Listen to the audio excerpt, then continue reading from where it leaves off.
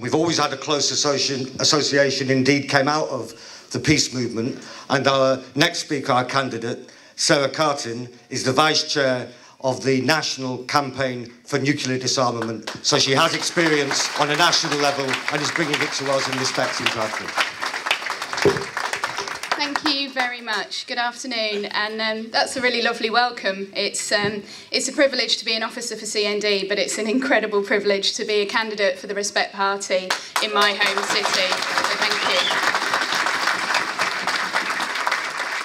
And before I begin, the ward I'm standing in, Tong, you may say we have different demographics in different wards, but the issues are very much the same. People are disenfranchised, people are living in poverty, people are being affected by the cuts, and people are fed up of being marginalised, being used as tools and blocks of numbers and blocks of votes. And we here have already shown that we can shake that up and offer people a real alternative, and the response we're getting already is incredibly damaging us all. No to discrimination, and no to the politics that seeks to manipulate and divide us.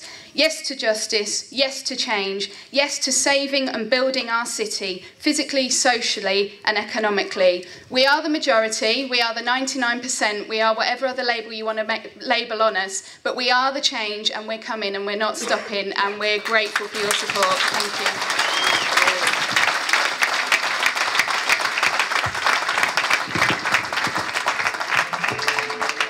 Thank you. Thank you so much. Thank you so much for that, Sarah. I think we all know that there's so much rottenness in the way that Bradford has been run. And there's a Chinese saying that a fish rots from the head down. And Bradford Council has a head. It's called Ian Greenwood. He's currently councillor for Little Horton, but I believe with all of our hard work, he won't be the councillor in Little Horton. Okay, brothers, sisters, friends, look, you know, one of the things I've heard on the streets is this, and this just shows you they can only do negative campaigning against us. They haven't got a leg to stand on. One of the things I've heard is, Ilyas, you're a nobody. How can you really go against Ian Greenwood? You know what I say to them? I said, come and meet my mates. And you'll see, and then I tell you what, you know, this nobody is going to hand Ian Greenwood his P45 on the 4th of May. Okay? And the reason he's going to do it is because, you know, it's that massive disconnect, that hubris, that arrogance. You know what? Ian Greenwood has never had to go and canvass in his ward.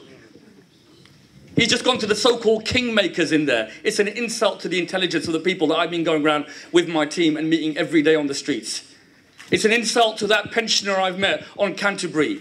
Her garden was immaculate. And it's the councillor failed her by allowing the rest of the street to fall to pieces.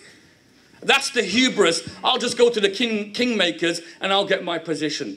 You know, this election is the most important election in our recent history. It's going to be the most important election that we're going to have. Because this is the election where we regularly show that there is a new change and there's a new approach.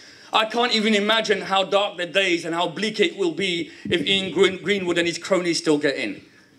And that's the message we've got to get out, to realise that we are at a pivotal moment in our history. One of the reasons I got involved in this, I heard David Cameron, and it was more or less the rest of the politicians agreed to it. They called British society broken society. They said young people are feral. And that just goes to show their disconnect. You know, the young people I've been meeting on the streets, they're not broken people. They want jobs. They want to make a difference. They want places to stay. They don't want a disaffected label. You know, every day, hard-working families suffering every day. And they're quiet because they say no one's going to give us a voice. No one's listening to us. Hard-working families just trying to get by. Children in poverty in Canterbury and across our estates in Bradford. You know, in our modern age, children living in poverty, it's just kind of, it baffles the mind. Who's broken? It's the politicians in league with bankers and warmongers who are broken. Okay? It's our local authority, 20 years of excuses. The cutback Tories and the setback Labour, that's what I say. Labour setting us back with their brotherly politics and things like that. They're the ones who are broken. And you know what's interesting to see when I go around the streets? They're jumping ship. And they're jumping ship so quickly now as well. They know that there's a change that's coming. And fortunately, we were at the foremost of that change. We were at the beginning of that change. And you know, we got the magnificent 12 here. These magnificent 12, they're going to make the difference on the 3rd of May. Look, we've got an enormous amount of work to go. It's still, you know, such a big job that's to be done to really kind of put that hope back into people. You know, this is a city in which too much doom and gloom has been spread by our leadership.